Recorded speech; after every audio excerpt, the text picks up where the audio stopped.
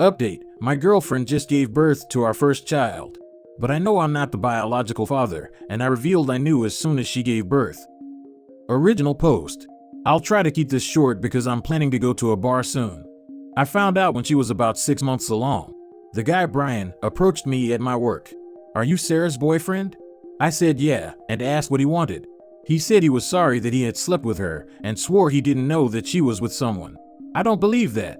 He then pulled out his phone to show the texts between them. They had been sleeping together or linking up for at least a year. Then she found out she was pregnant, and they came to an agreement to just pretend the baby was mine. In return, she wouldn't lose her perfect life, and he wouldn't be responsible for a baby. I knew it was weird. We had been having problems trying for a baby, and all of a sudden she got pregnant so easily. But he explained that he had been thinking about it, and he recently became a Christian. He said that he couldn't live his life knowing that I was living a lie, while his child didn't know their real father. So yeah, I told him I'd keep in touch, and to not say that he said anything just yet. I've had a lot of time to think, but ultimately I decided to wait until she gave birth, to hurt her in her most vulnerable moment. I'll spare the details, but she went into labor, baby was born, and was taken to the NICU to be monitored for a bit. What should have been a beautiful moment of me holding my baby was the most heartbreaking time of my life. Just knowing he was not mine hurt me. Once she was sewn up and comfortable, I started packing up my stuff to leave. She asked where I was going, and I just told her. I know I'm not the baby's father. You can act all shocked, but I know. Just ask Brian to come, I'm positive he'll sign the birth certificate. Then I left. She's been calling my phone over and over, even sending texts as I type this, and has even gotten her sister to call me a few times. It was hard pretending these last few months, but I think I'm satisfied. I feel really heartbroken though. I was planning to propose to her on the day our baby was born. I was gonna make her the happiest woman ever. Oh well, I'm going to go get really drunk now. I did a sigh of relief when I saw you're not married to this woman. Take power from that. You can move on much easily. Same, good riddance.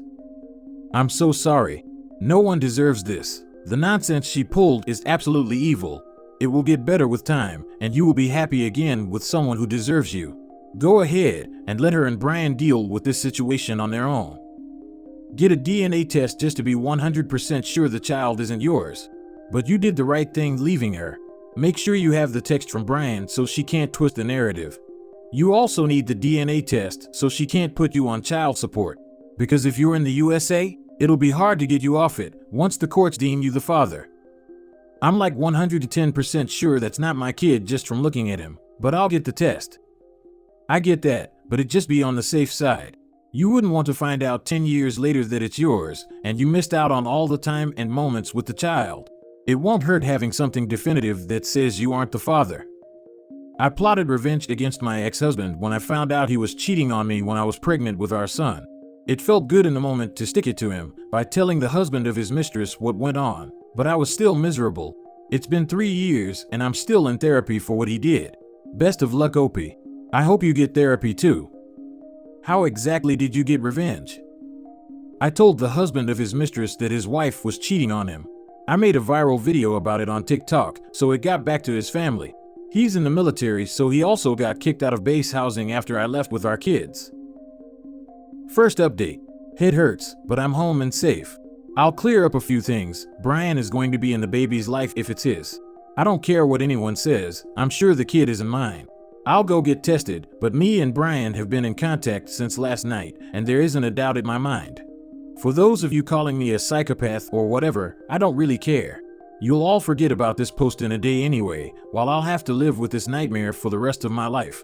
What I did wasn't amazing, but I don't care. All I ever did was treat her amazing, and this is how she pays me back? If you think this is fake, go read something else. Doesn't matter to me. Second update. Hi everyone. I just wanted to start by saying I would have updated sooner, but it takes a bit to get test results back. I've also been working on myself for the time being. Thanks for all the support. I'll cut to the chase. I am not the father, but I already knew that already deep down. Brian and the baby are a match, so that pretty much answers that question. He's very excited to be a dad, even despite the circumstances. We've kept in touch this whole time, and he's actually a really great guy. Goes to church now, volunteers at shelters, etc. I'm not sure if we'll continue to stay in touch after this, but I wouldn't mind getting a drink with him every once in a while. I hope the kid does great in life. He should be, with Brian as his dad. As for Sarah, around the time I posted, she had asked Brian to be with her officially since there was nothing to hide. As far as I know, he has not taken her up on that offer and just wants to co-parent for the sake of being in his kid's life. I think that's very smart of him, honestly. Me and her have talked as well. We talked about where it all went wrong. She felt as though I wasn't there for her fully and just felt unfulfilled, which I understand. I wasn't always the best guy, but I treated her the best I could. I guess it just wasn't meant to be. She started crying and I did give her a hug, but I made sure she knew it wasn't because I cared about her. She's offered to stay friends and for me to visit if I want, but I declined. I'm not really interested in keeping up with her and her kid, but I did give her the stuffed animal I was planning to give our kids someday as a gift. She's been staying with her mom and has fully moved out her stuff. She asked me to keep her number, but I blocked her the same day she finished moving out. So it's just me now. I'm not gonna lie, my heart has been super heavy, but I think I'll be okay. There's a cute girl at my work and we've been talking. She's a single mom and has been awesome so far. I explained that I wanted to go slow because of my recent breakup and she understands. We've hooked up once or twice, nothing serious yet. I just want to be by myself for now, but I'll likely give her a shot when I'm ready. That's it for now. I'm depressed, but I'm working out now at least. I never want to talk to Sarah and will likely never see her again. It sucks because she was such a big part of my life, but that's gone now. Thanks for all the support. I'll answer questions if you guys have more. Edit. Just wanted to mention that I still don't feel bad about what I did. I can tell she's still hurting, but I definitely think it's deserved still. You handled that all incredibly well. I'm glad you gave us an update because this internet stranger was concerned and rooting for you. Everything meant for you will find you, and you'll be a great partner and parent if you want one day. Hang in there. Yeah, you got this. We've all been through our fair share of trauma, and we always overcome them because we grow and move on. It'll be a long process, but it'll be worth it. I believe in you, and I know for a fact that everything bad happened to you will be compensated in the form of everything good. In the meantime, if you don't mind watching some Netflix, do watch BoJack Horseman. I don't know why, but it really helped me when I was going through my depression phase, and I really hope it at least contributes minutely to your healing process, if not entirely. And remember that this community got you, fam. Just to let you know, her excuse for cheating is so BS. If her needs weren't fulfilled, she should have communicated that, instead of lying and waiting to find out if she could get away with cheating or not. OP, you handled this so well, and I wish you peace in the mind. My ex-wife used this same excuse, but she was cheating even before we got married. She was an emotionally abusive woman as well, which caused other issues. Cheating is never an answer. Good luck. Just felt I should mention though, that repeatedly hooking up with a single mom from work is not moving slowly or carefully.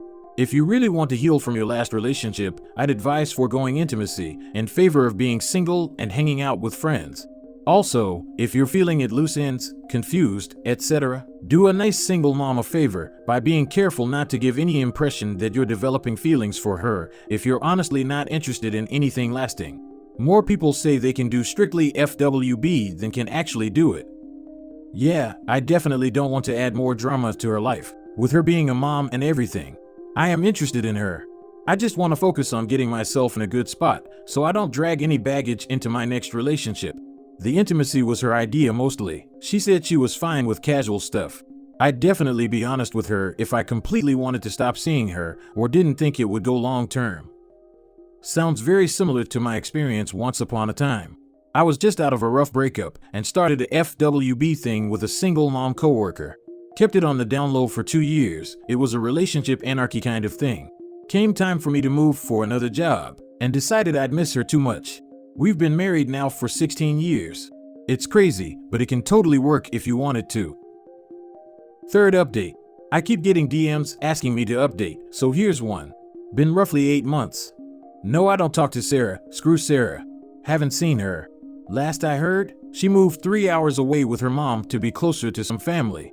I kept seeing her around town a lot, so I'm beyond grateful she's gone. She would attempt to have conversations with me sometimes in the first month after she gave birth, but that soon stopped. As for Brian, we text occasionally, and we did go out for that beer. He overall seems happy to be a father, but we don't talk about Sarah. I don't keep up much with him anyways. We're both hardworking men with jobs, kids, and lives to live, so it's kinda hard to keep up. I don't think they're together at all, but who knows?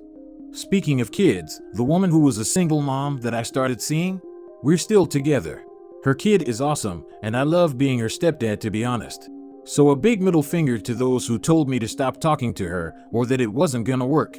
It may seem like we moved fast, but at this point, I don't care. I've never loved anyone more. We communicate properly, hardly fight, just so much fun. I initially was gonna cut all contact with her after falling off into a bad drinking habit, but she really kept me grounded.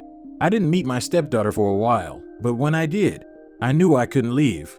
Being a part of this little family has healed me in ways I literally can't fathom. And before anyone says I just used them to deal with the trauma of not having my own kid, that couldn't be farther from the truth. I'm in therapy, I got my act together, and most days I don't even think about my ex. Hell, I even forgot about this damn account. Words cannot describe how much my life has picked up. Thank you, Reddit strangers, for being there in the darkest time in my life. Honestly, it helped. Hoping to propose to my girlfriend sometime in the future. That's it, bye. He says he's doing great in the update, but the more he justifies himself, the worse it all sounds. Like, yeah, I may have moved on too fast, and I am already a stepfather to this child. It's been 8 months, people, and I may have had a drinking problem my new partner saved me from, but I am doing great. Great, I say. The only glimmer of hope is that he says he's in therapy. Above all else, let's hope he keeps that up. I cringed when I saw that stepfather line. Yeah, dude didn't want to just replace his girlfriend, he wanted to replace the kid he thought he was gonna have. It kinda sounds like the freaking kid is a rebound too. I really hope it turns out okay for the kid's sake. So Sarah moved 3 hours away, and Brian is a single dad, or he's driving 3 hours to visit his son. Happened to my brother. His baby mama had to move home with her mom about 2.5 hours away because she couldn't afford a place. They'd meet halfway every week to swap the kid. That's not unheard of. My dad moved 3 hours away after the divorce, and my parents would meet in the middle for custody exchange at a Carl's Jr. I hated the trip, but I usually got a shake out of it. My wife is pregnant, but she cheated on me, and our first kid isn't even mine. I was out for a work trip that was going to last a week. Before I left, we installed a camera doorbell system so I could see if something was happening while I was gone. She thought the system only worked if somebody pressed on it to start recording, but its motion detected. While I was gone, I kept getting notifications on it. I finally got one of her and my son leaving the house. I got another one an hour later of just her kissing on another dude while going into the house. I called her to ask what she was doing, but she lied and said just relaxing. I knew from that moment this was going to get ugly. I came home and didn't question her about it.